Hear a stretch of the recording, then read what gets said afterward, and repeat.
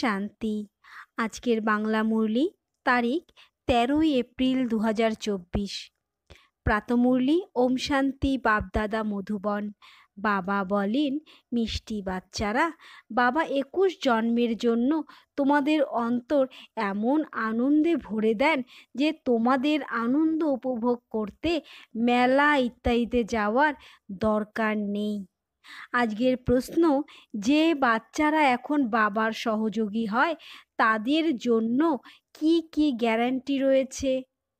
উত্তর, শ্রীমত অনুসারে রাজধানী স্থাপনের কাজে সহযোগী বাচ্চাদের জন্য গ্যারান্টি রয়েছে যে তাদের কখনো কাল গ্রাস করতে পারে না। সত্যযুগী রাজধানীতে কখনো অকালে মৃত্যু হতে পারে না। সহযোগী বাচ্চাদের বাবা এমন প্রাইজ দেন যার দ্বারা তারা 21 জন্ম অমর হয়ে যায়। ওম শান্তি।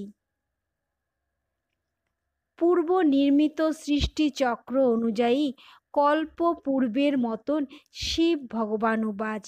নিজের পরিচয় তো বাচ্চারা এখন পেয়েছে, পিতার পরিচয়ও প্রাপ্ত হয়েছে, অসীম জগতের পিতাকে জেনেছে এবং অসীম জগতের সৃষ্টির আদি মধ্য অন্তের কথাও জেনেছ। নম্বর অনুযায়ী পুরুষার্থ অনুসারে কেউ ভালোভাবে জেনে অন্যদের বোঝাতে পারে, কেউ আধা বোঝে, কেউ আরও কম। যেমন লড়াইয়ের ক্ষেত্রে কেউ কমান্ডার চিফ, কেউ ক্যাপ্টেন, কেউ অন্য পদে অধিষ্ঠিত থাকে। রাজত্বের মালাতেও কেউ ধনী প্রজা, কেউ গরিব প্রজা নম্বর অনুযায়ী হয়। বাচ্চারা জানে অবশ্যই আমরা নিজেরাই শ্রীমতের আধারে সৃষ্টিতে শ্রেষ্ঠ রাজধানী স্থাপন করি। যে যত পরিশ্রম করে সে বাবার কাছে তত পুরস্কার প্রাপ্ত করে। আজকাল শান্তির জন্য পরামর্শ দিলেও প্রাইজ দেওয়া হয়। বাচ্চারা, তোমাদেরও প্রাইজ দেওয়া হয়, সেসব তারা প্রাপ্ত করে না। তারা সব কিছু অল্পকালের জন্য প্রাপ্ত করে। তোমরা বাবার শ্রীমত অনুযায়ী নিজেদের রাজধানী স্থাপন করছো, তাও 21 জন্মের জন্য, 21 কুলের গ্যারান্টি সহ।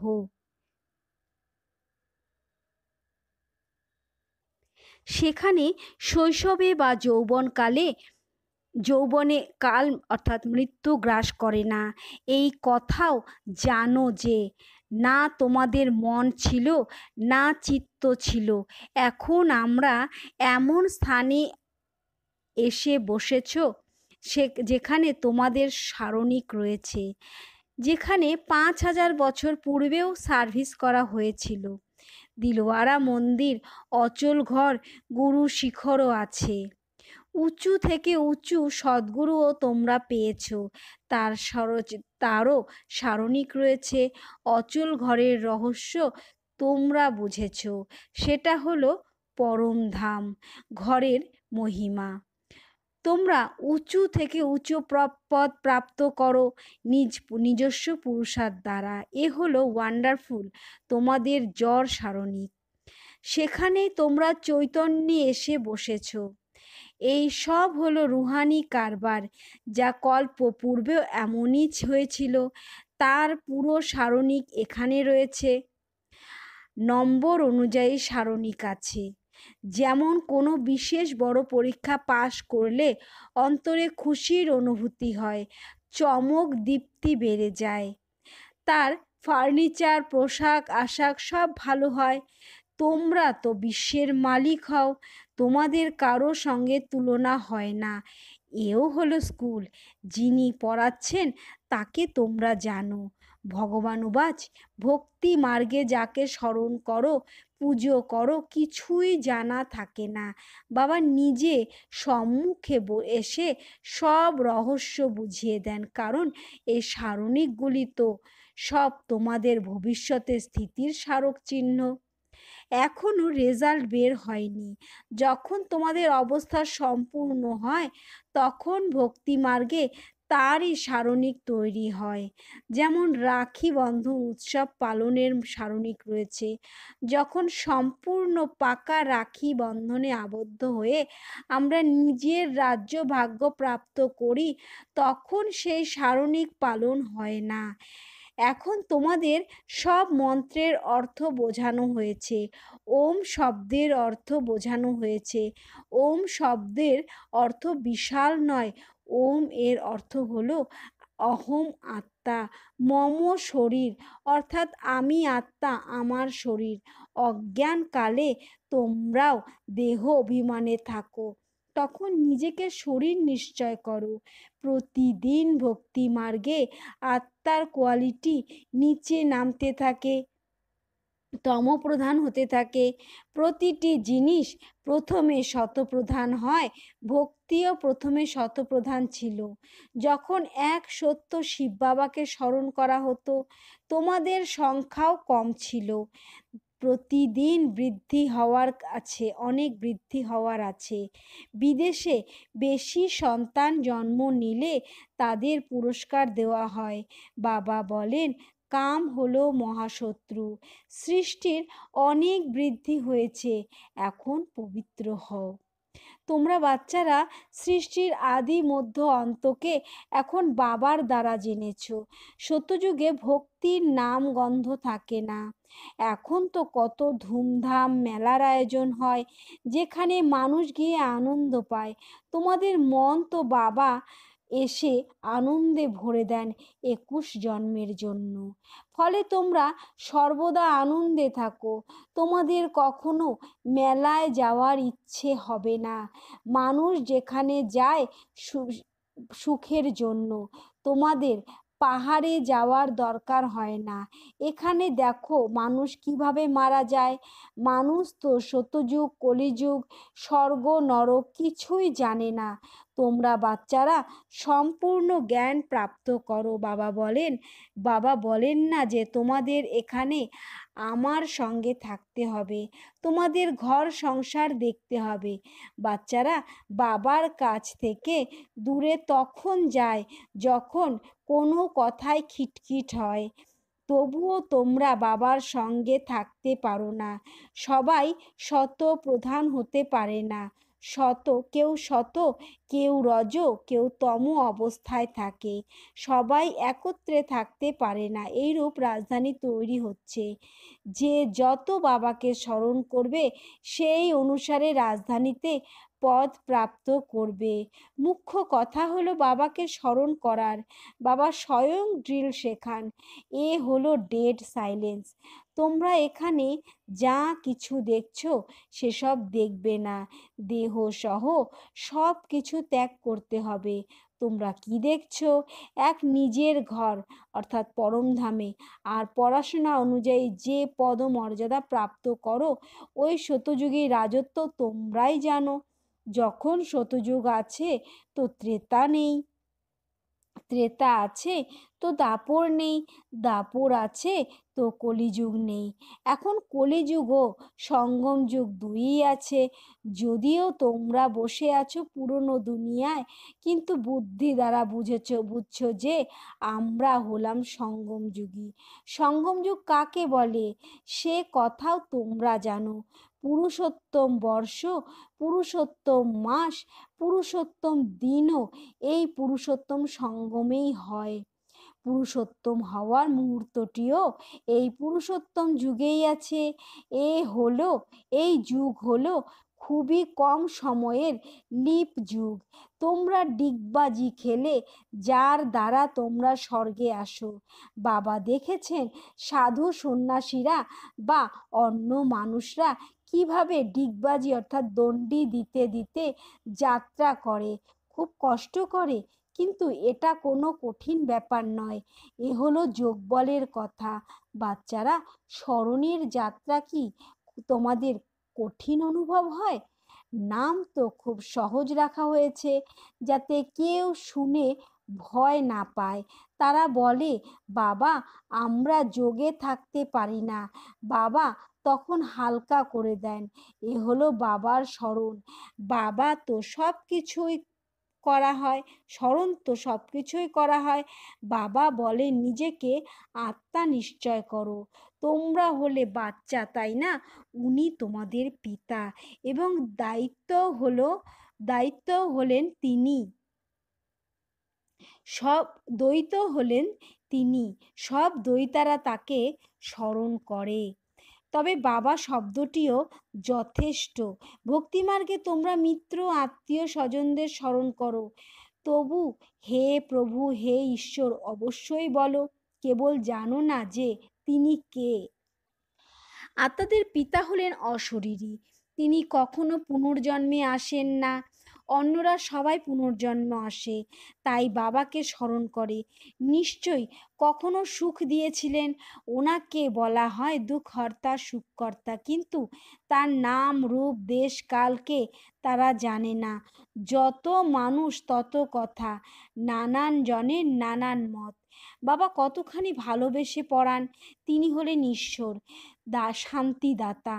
তার কাছে অনেক সুখ প্রাপ্ত হয়। একটাই গীতা শুনিয়ে পতিতদের পবিত্র করেন। প্রবৃত্তি মার্গ চাই, তাই না? মানুষ কল্পের আয়ু লক্ষ লক্ষ বছর বলে দিয়েছে, তাহলে অসংখ্য মানুষ হয়ে যেত। কতখানি ভুল করেছে এই জ্ঞান তোমরা এখন প্রাপ্ত করো, যা পরে লুপ্ত হয়ে যায়। চিত্র তো আছে, যাদের পূজা হয় কিন্তু নিজেদের দেবতা ধর্মের নিশ্চয় করে না। যে যার পূজা করে সে সেই ধর্মের, তাই না? এই কথা বুঝতে পারে না যে আমরা হলাম আদি সনাতন দেবী দেবতা ধর্মের, তাদেরই বংশধর। এই কথা বাবাই বুঝিয়ে দেন। বাবা বলেন তোমরা পবিত্র ছিলে, পরে তমপ্রধান হয়েছ, এখন পবিত্র শতপ্রধান হতে হবে। গঙ্গা স্নান করে কি সেই গঙ্গা স্নান করে কি সেই রূপ হওয়া যাবে? পতিত পাবন তো হলো বাবা। তিনি যখন এসে পথ বলে দেবেন তখন তো পবিত্র হবে। আহ্বান করে কিন্তু কিছুই জানে না।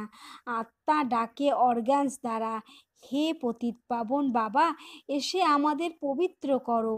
সবাই পতিত কামচিতায় জ্বলে পুড়তে থাকে। এই খেলা এই রকমই তৈরি হয়ে আছে।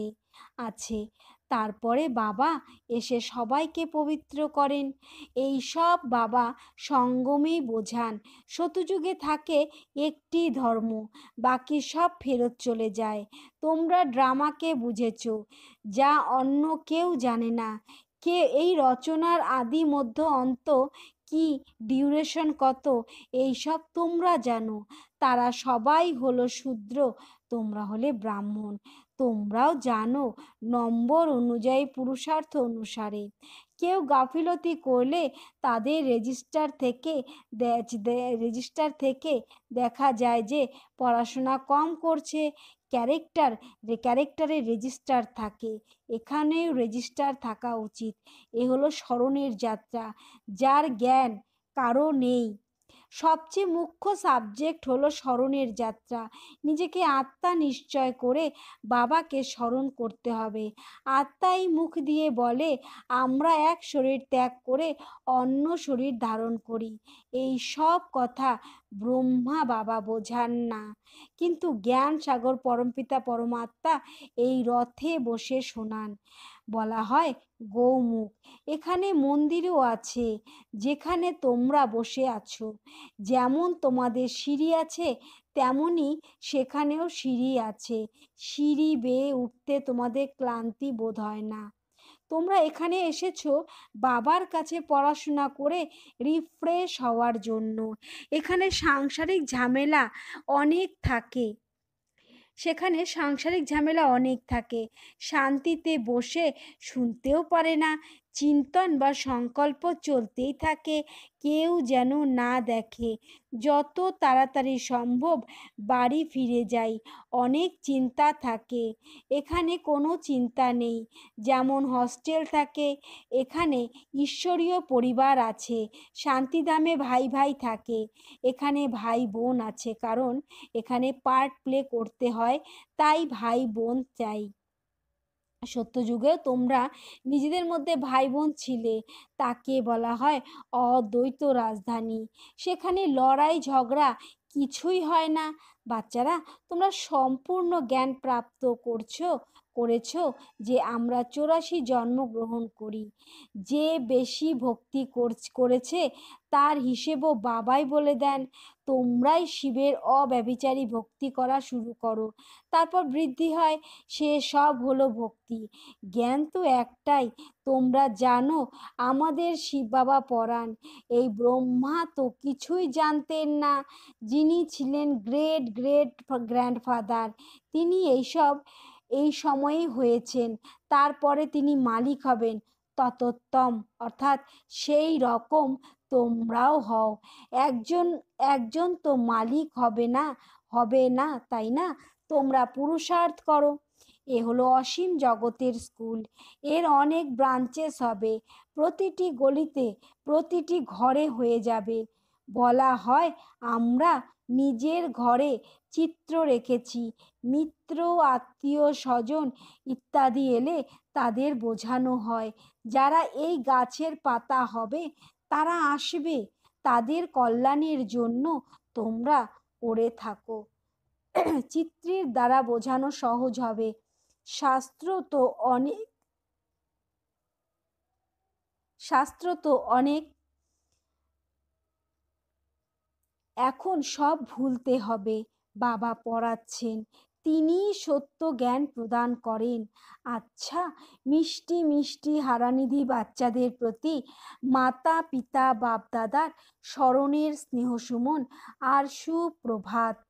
আত্মাদের পিতা তার আত্মারূপী বাচ্চাদেরকে জানাচ্ছেন নমস্কার। আজ আত্মারূপী বাচ্চারা তাদের আত্মারূপী পরমপিতা পরমাত্মাকে জানাচ্ছেন নমস্কার, সুপ্রভাত। আজকের ধারণার জন্য মুখ্য সার: এক এক ডেড সাইলেন্সে ড্রিল করার জন্য এখানে চোখ দিয়ে যা কিছু দেখছো সে সব দেখবে না। দেহ সহ বুদ্ধির দ্বারা সব কিছু ত্যাগ করে নিজের ঘর, পরমধাম আর রাজত্ব, স্বর্গ স্মৃতিতে থাকতে হবে। 2. নিজের ক্যারেক্টারের রেজিস্টার রাখতে হবে। পড়াশোনায় কোনো গাফিলতি করবে না। এই পুরুষোত্তম সঙ্গম যুগে পুরুষোত্তম হতে হবে এবং অন্যকে পুরুষোত্তম বানাতে হবে।